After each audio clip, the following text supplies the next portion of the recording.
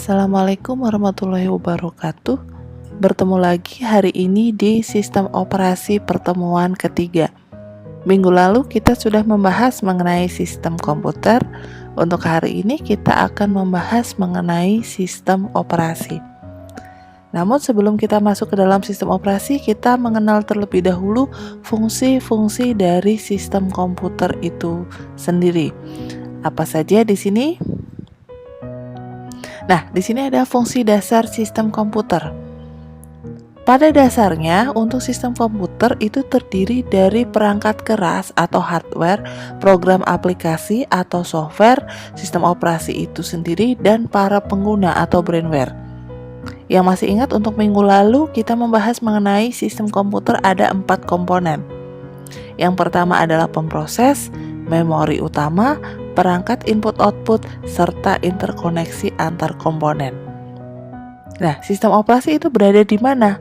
Jadi sistem operasi di situ berfungsi untuk mengatur dan mengawasi penggunaan perangkat keras oleh berbagai program aplikasi serta para penggunanya. Jadi sistem operasi di sini dia ada di tengah-tengah antara sistem komputer dan pengguna atau kita sebagai usernya. Selanjutnya kita akan melihat blok diagram dari komputer itu sendiri. Nah, ini adalah yang kita pelajari kemarin untuk minggu lalu. Ada perangkat masukan input atau keluaran output, kemudian ada memori itu sendiri dan ada bus di sini. Interkoneksi antar komponen atau saluran penghubungnya. Ada di control unit, prosesor, memori dan clock di sini. Ini adalah secara gambaran garis besar dari blok diagram komputer. Selanjutnya, komponen dari sistem komputer itu apa saja? Jadi yang paling bawah di sini ada hardware-nya. Jadi hardware di sini terdiri dari dibagi menjadi 3. Ada bahasa mesin atau mesin language, kemudian pemrograman microprogramming dan perangkat fisik itu sendiri. Baik itu prosesornya, motherboardnya, power supply, monitor, keyboard, mouse, dan lain sebagainya. Kemudian ada microprogrammingnya, ada bahasa mesin atau mesin language. Nah, kalau di sini ada yang dari RPL atau mungkin dari jaringan dari SMK, pasti mengetahui bahasa mesin. Bahasa mesin di sini kita menggunakan adalah untuk biner, di mana biner itu hanya terdiri atas 0 dan 1 saja. Nah, kalau kita angka kan biasanya desimal ya, 0 sampai 9. Nah, di sini untuk bahasa mesin menggunakan bahasa biner atau bilangan biner. Yang di atasnya hardware di sini adalah program sistem. Nah, sistem operasi berada di sini. Sistem operasi atau operating system, di mana sistem operasi di sini terdiri dari compiler, utility, dan command interpreter. Jadi, dengan adanya sistem operasi di sini kita bisa menjalankan, di mana di situ juga ada peralatan-peralatannya untuk dimasuki aplikasi-aplikasi yang sesuai dengan sistem operasi tersebut.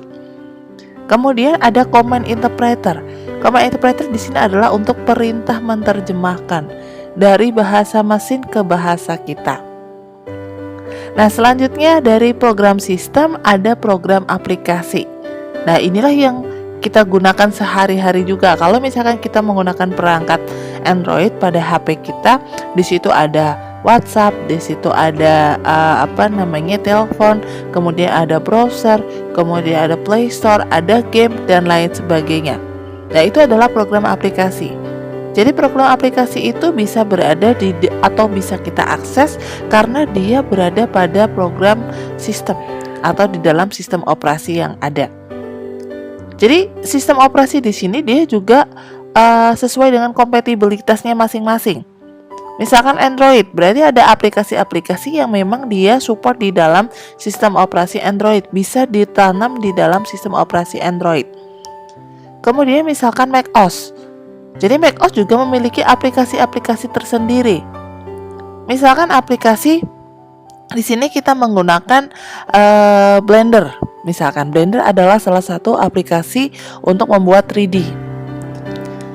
Jadi Blender untuk macOS dan Blender untuk Android atau Blender untuk Windows itu berbeda. Jadi kita harus download sesuai dengan sistem operasi yang akan kita gunakan. Begitu juga dengan game. Nah, pasti teman-teman semuanya bermain game ya, tidak ada yang tidak bermain game. Jadi game itu harusnya fungsinya adalah untuk untuk refreshing ya, tapi kadang-kadang juga gemes di situ. Jadi game membuat emosi juga. Jadi teman-teman semuanya di sini harus memahami apa saja yang masuk ke dalam program aplikasi dan apa saja yang termasuk dalam program sistem.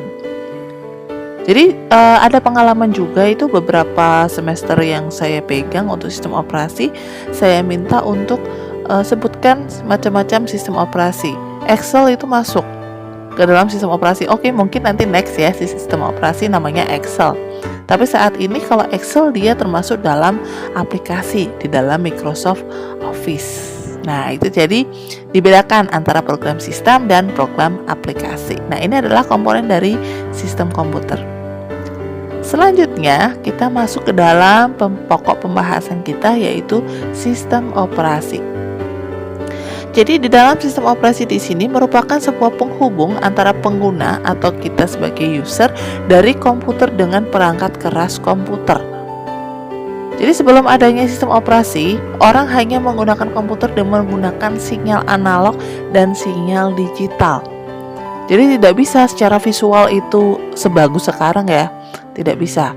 Jadi hanya menggunakan sinyal saja zaman dahulu itu. Tapi seiring berkembangnya pengetahuan dan teknologi, pada saat ini terdapat berbagai sistem operasi dengan keunggulannya masing-masing. Seperti halnya waktu kemarin kita bertemu melalui Zoom ya. Jadi bisa bilang di dalam diskusi di Sunan itu lebih gampang Android karena saya sudah terbiasa menggunakan Android. Baik itu adalah di ponsel. Misalkan kita bisa bilang itu adalah mudah kalau semua masuk ke dalam perangkat yang berbeda. Jadi tidak hanya yang ada di ponsel saja, tapi di laptop atau di komputer itu kita bisa membiasakan diri dengan berbagai sistem operasi yang ada. Nah, sekarang kita memahami terlebih dahulu beberapa konsep dasar mengenai sistem operasi itu sendiri. Nah, jadi tujuannya apa mempelajari sistem operasi? Nah, tujuannya di sini mempelajari sistem operasi itu agar kita dapat merancang sendiri serta dapat memodifikasi sistem operasi yang telah ada sesuai dengan kebutuhan kita, agar dapat memilih alternatif sistem operasi. Nah, kalau pengalaman di sini untuk sistem operasi yang bisa kita oprek ya dalam tanda kutip itu adalah yang berbasisnya adalah Linux. Jadi kalau misalkan Windows atau misalkan macOS atau yang lain sebagainya itu agak susah ya karena dia berbayar. Kalau Linux itu gratis. Jadi kalau kita lihat itu Indonesia juga mengembangkan juga untuk sistem operasi. Yang terakhir kemarin adalah di mahasiswa di Dian Yuswantoro. Nah, itu membuat Linux Tea atau apa itu semacam teh gitu. Istilahnya yang dinamakannya itu. Jadi itu juga ada, atau Blankon di situ ya, Blankon. Jadi itu juga ada Blankon. Nah, kemudian di sini ada sasaran sistem operasi. Nah, kenapa harus ada sistem operasi sih? Nah, karena sasaran utama dari sistem operasi yaitu yang pertama, kenyamanan. Jadi kita adanya sistem operasi membuat kita menjadi nyaman. Bayangkan saja dulu kita bandingkan HP lah misalkan. Jadi dengan Symbian zaman dulu atau mungkin Java atau HP yang masih belum adanya sistem operasi ya, masih Java, di bawahnya Java lagi itu. Jadi kita bandingkan dengan HP-HP yang sekarang. Pasti lebih nyaman yang zaman sekarang ya. Jadi dulu mungkin suaranya itu adalah monoponik atau mungkin dipoliponiknya. Sekarang MP3 sudah bisa untuk menjadi ringtone. Berbagai kegiatan, berbagai tugas, berbagai apapun di situ pekerjaannya kita bisa selesaikan dengan adanya sistem operasi. Jadi nyaman. kita pun juga dibuat nyaman dengan sistem operasi tertentu. Karena apa? Karena kita terbiasa. Itu adalah sasaran utama yang pertama. Sasaran yang kedua adalah efisien. Jadi dengan adanya sistem operasi, penggunaan sumber daya sistem komputer secara efisien. Lebih enak, lebih cepat, lebih efisien. Karena apa? Karena dengan adanya sistem operasi di sini, semua pekerjaan bisa tercover. Saya mau presentasi, oke, saya mau menggunakan PowerPoint, tinggal install Microsoft Office. Baik itu yang bayar maupun yang krek-krekan ya, nggak masalah. Jadi tetap sah ya kalau di dalam edukasi. Bercanda, tetap kalau bisa kita menggunakan yang berbayar, kita menggunakan yang berbayar. Kemudian berevolusi. Jadi sasaran utama sistem operasi di sini adalah dia bisa berevolusi. Artinya apa? Artinya di sini dia bisa berkembang menjadi lebih baik lagi. Jadi bisa berevolusi. Ini adalah sasaran dari sistem operasi. Kemudian peranan dari sistem operasi itu apa saja? Jadi peranan dari sistem operasi di sini adalah bertindak sebagai pemerintah. Artinya apa? Artinya di sini dia pemerintah. Namanya pemerintah berarti dia mengatur, membuat schedule, kemudian menjalankannya. Nah, kalau di dalam sistem operasi di sini dia adalah mempengaruhi penggunaan komponen sistem komputer secara tepat. Baik itu hardware, baik itu software maupun datanya. Kemudian yang berikutnya adalah dipandang sebagai resource allocator. Jadi dia adalah sebagai manajer dari resource-nya, baik itu CPU time, memory space, file storage, input output device, dan lain sebagainya. Kemudian memberi resource bagi program tertentu dan user sesuai dengan kebutuhannya. Yang terakhir dipandang sebagai resource allocator adalah menentukan permintaan yang diberikan resource sehingga sistem komputer itu berjalan efisien dan fair. Jadi rata ya, sesuai dengan kebutuhannya masing-masing dan tidak berpihak satu dengan yang lainnya. Kemudian dipandang sebagai kontrol program. Karena di sistem operasi jelas dia mengontrol program atau aplikasi-aplikasi yang berada pada sistem operasi tersebut. Di sini dia mengontrol juga perangkat input-output dan program user yang berbeda. Mengontrol eksekusi program user untuk mencegah error dan penggunaan komputer secara tidak tepat. Nah, kalau di sini misalkan ada kendala atau misalkan ada crash aplikasi satu dengan aplikasi yang lain, sistem operasi akan memberikan notifikasi ke kita. Sehingga kita mengetahui, oh ternyata ini tidak bisa diinstal jadi satu dengan aplikasi ini. Nah, jadi sistem operasi bisa mengontrol program di situ. Kemudian untuk sistem operasi itu sendiri memiliki fungsi yang pertama yaitu sebagai extended machine atau virtual machine. Nah, ini yang kita pelajari di praktikum sistem operasi minggu ini ya. Jadi virtual machine. Kita akan melakukan instalasi sistem operasi melalui virtual machine. Tidak bisa langsung kita menggunakan sistem nyatanya, nggak bisa. Kita harus menggunakan virtual atau maya dari mesin mayanya di situ.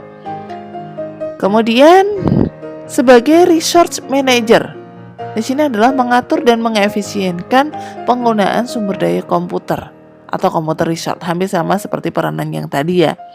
Tugas utamanya adalah memantau penggunaan resource, menerapkan aturan atau policy, mengalokasikan resource yang diminta, mengambil kembali atau dialokasi resource tersebut. Kemudian untuk konsep dari sistem operasi yang pertama yaitu ada proses. Jadi semua itu masuk ke dalam proses. Jadi proses itu apa? Proses adalah program yang sedang dieksekusi atau dijalankan. Nah, itu adalah proses. Jadi kita membuka PowerPoint di sini misalkan. Nah, itu adalah butuh proses. Prosesnya adalah 1, harus ada datanya. 2, harus ada aplikasinya. 3, barulah kita open. 4, misalkan di situ ada resource-nya atau tidak. Kalau dia full atau banyak aplikasi yang dijalankan, maka untuk membukanya juga agak berat. Jadi di sini ada time sharingnya secara periodik, executable program, ada data stack, ada program kontrol, dan lain sebagainya. Di sini adalah proses. Nah, selanjutnya ada sistem call utama dalam pengaturan proses adalah berkaitan dengan pembuatan dan perhentian suatu proses. Nah, di sini juga ada suatu proses dapat meng-create proses lainnya yang disebut sebagai child process. Ada dalam sistem multiprogramming kalau kita mau menghandle atau mengelola banyak proses di dalamnya. Nah, ini adalah untuk konsepnya terdiri atas file. Jadi, file itu apa? File terdiri dari path name. Yang dinamakan file pasti dia memiliki path name. Artinya apa? Dia berada di mana, nama filenya apa, ekstensinya apa. Nah, itu adalah file. Beda dengan folder. Nah, kalau folder di sini, jadi model struktur filenya, jadi ada direktori, ada file. Ada direktori, ada file. Direktori atau folder tidak memiliki tipe data. Jadi dia hanya wadahnya saja. Kemudian di dalamnya ada file. Pasti dia memiliki path name. Nah, di sini ada sistem call suatu set extended instruction. Jadi yang merupakan interface antara program-program dengan sistem operasi. Jadi untuk sistem call di sini dia mekanismenya adalah pada program C. Nah, program C ini adalah merupakan dasar dari pemrograman. Jadi untuk mahasiswa baru angkatan 2020 ini termasuk dalam pemrograman nanti dipelajari.